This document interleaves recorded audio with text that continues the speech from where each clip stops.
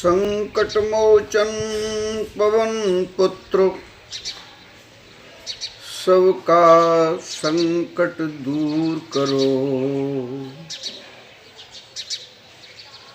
घर परिवार देश विश्व में कोरोना को नष्ट करो।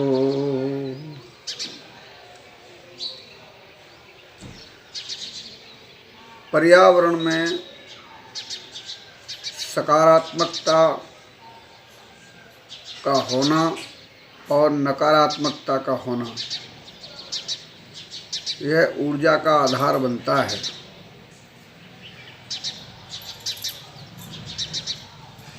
सोच के आधार पर, विचार के आधार पर शरीर में से ऊर्जा बाहर निकलती है और वह पर्यावरण में ऊर्जा आच्छादित होती है। कण कण में से जिस तरह से ऊर्जा निकलती है और वह कण जिस से संचालित है वह प्रभाव डालता है। हमारी आपकी ऊर्जा, चेतना, आत्मा, ब्रह्म, एनर्जी, यह मन के आधार पर संचालित होकर हृदय से जागृत होती है। इसीलिए सारी ऊर्जा बाहर की ओर निकलती रहती है। भले ही इंद्रियों में भोग का विषय रहता है, मन में इच्छा रहती है, बुद्धि में विचार रहते हैं, लेकिन वे बाहर क्रिया के रूप में, कर्म में परिणत होते हुए आपकी विचारधारा के आधार पर परिलक्षित होते हैं। इसीलिए सकारात्मक सोच जब बनाएंगे तो पूरे पर्यावरण में सकारात्मकता छा जाएगी। इसीलिए जो देव स्थान होते हैं वहाँ सभी लोग श्रद्धा, निष्ठा, विश्वास और अपने आत्मीय अहंकार को त्याग कर पहुँचते हैं, तो वहाँ सबको एक अच्छा फील होता है। देव स्थान पर इसीलिए अच्छा महसूस करते हैं। और जब ऐसे स्थान पर पहुंचते हैं जहां सभी के विचार नकारात्मकता से भरे होते हैं, चाहे वह शमशान हो और चाहे अन्य कोई स्थान। महाभारत में सबकी नकारात्मकता बनने से इतनी भीषणता उत्पन्न हुई। युद्ध तो राम रावण का भी हुआ, लेकिन उसमें नकारात्मकता के साथ साथ सकारात्मकता का लक्षण भी दृष्टिगत था। अंतः सोच में तो रावण के में भी था। तो मैं जाए बैर हट कर हूँ, बिन प्रयास भवसागर तर हूँ। अंतःकरण की सोच सकारात्मक जब बनती है तो समस्या का निदान जल्दी हो जाता है। इसलिए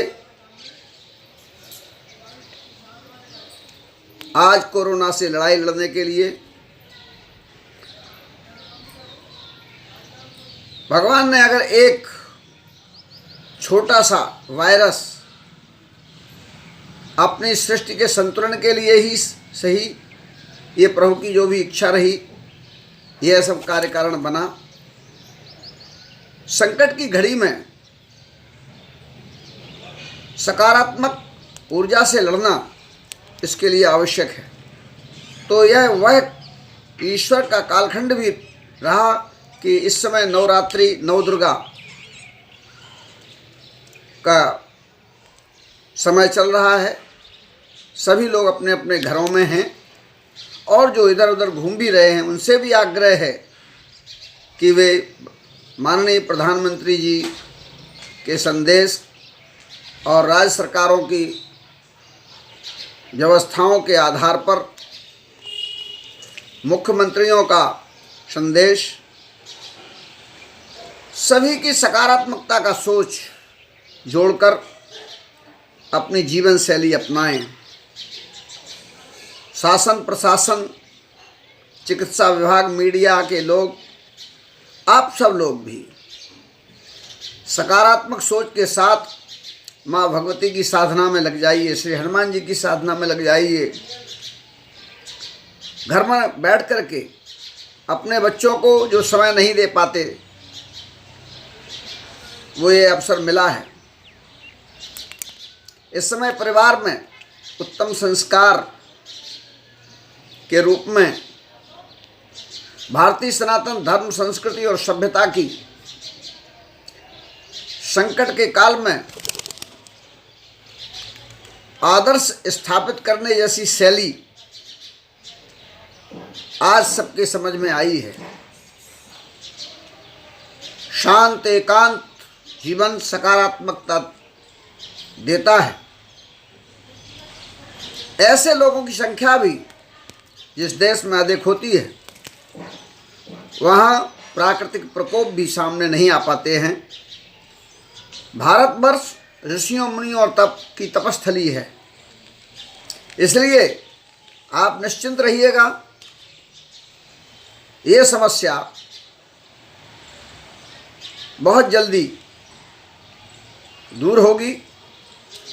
ये संकट की घड़ी में आप सबका सकारात्मक सोच, विचारधारा और हर घर में हवन पूजा का, जो नवरात्रि का ये भारतीय सनातन तीज त्यौहार, साधना, संस्कृति, सभ्यता का जो हिस्सा है, उसका लाभ लेते हुए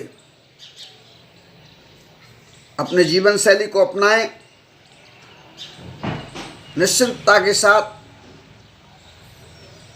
शांत भाव में और अच्छी साधना होती है। इसलिए आप सबसे आग्रह है कि भारतवर्ष के नवमंडल को सकारात्मक चेतना से, सेवा की भावनाओं से एक दूसरे को आवश्यकता के अनुसार दूरभाष पर भी संदेश के माध्यम से सलाह दे सकते हैं और सकारात्मक दिशा में आगे बढ़ा सकते हैं। शासन के इंतजामों के आधार पर सबको लाभ मिलता है, मिल रहा है, आगे भी मिलेगा। धार्मिक संस्थाएं, संत, महात्मा अपने साधनात्मक जीवन से और प्रेरणाप्रद दायित्वों से अग्रसर हैं। आप सब सहयोगी बने। सर्वे भवन्तु सुखिनः, सर्वे सन्तु निरामयाः, सर्वे भद्राणि पश्यन्तु मा कश्चित् दुर्भाग् भवेत्। शुभकामनाओं के साथ आप सबसे पुनः आग्रह करता हूँ, अपना साधनात्मक जीवन अपने घर में बिताएं, अपने परिवार के बीच सबकी सुरक्षा के साथ।